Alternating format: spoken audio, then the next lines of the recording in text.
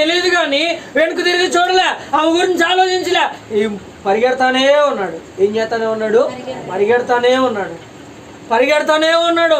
ఒకటే ఆశ ఏంటయ్యా అంటే, నా ప్రాణం బ్రతకాలి, నేను బ్రతకాలి, నా తండ్రి యొద్దకు నేను మరలా చేరాలి. ఆ ఒక్క ఆశ ద్వారా వెనుకకు తిరిగి చూడలే, భార్యను పట్టించుకోలే.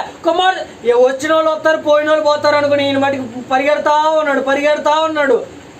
చివరికి ఒక కొండ మీదకి ఎక్కి ఆగాడు. ఆగిన తర్వాత కూడా నా భార్య ఏమైపోయింది వస్తుందని చెప్పి తిరిగి చూడలేదంట. ప్రభువా నన్ను రక్షించో, స్తోత్రమయ్యా, నీ నుంచి వెను తిరగడం వలన ఇదిగో నా భార్య వలె నేను కూడా అవునందుకు నీకు వందనాలు నాయనా.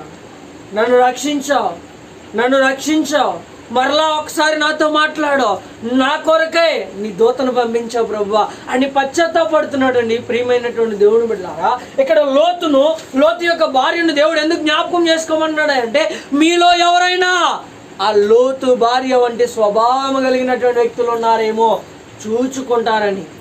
ఎందుకు జ్ఞాపకం చేసుకోమంటున్నాడంటే దేవుడు, మీలో ఎవరైనా ఒక్కవేళ లోతు యొక్క భార్య వంటి స్వభావము కలిగినటువంటి వ్యక్తులు ఉన్నారేమో చూసుకుంటారేమోనని చెప్పి దేవుడు ఏం చేస్తున్నాడంట జ్ఞాపకం చేసుకోమంటున్నాడు. ప్రియమైనటువంటి దేవుని బిడ్డ, మంచి వారిని మాదిరిగా ఎలా ఉంచాడో అలాగే దేవుని మాట విననటువంటి వ్యక్తులు, దేవుని వైపు నుంచి వెనుదిరిగి చూచినటువంటి వ్యక్తులు ఏమైపోయారో నీకు తెలియట కొరకే ఈరోజు జ్ఞాపకం చేసుకోమంటున్నాడు దేవుడు. ఎందుకు జ్ఞాపకం చేసుకోవాలంటండి? చెప్పాలంట. ఎందుకు జ్ఞాపకం చేసుకోవాలంట? నేను ఆ స్థితిలో ఉన్నానేమో, నా బ్రతుకు అలాగే ఉన్నదేమో, నా హృదయంలో దేవుడికి తప్ప సమస్తానికి స్థలం ఉన్నదేమో. లోతు భార్య వలె. ఎవరు వలె అండి? లోతు భార్య వలె నా హృదయం ఎలా ఉన్నది?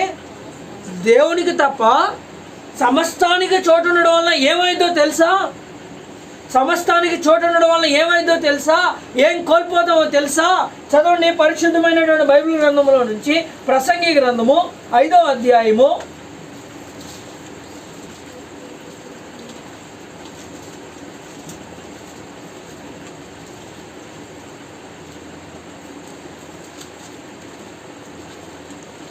10వ వచనం చదవండి.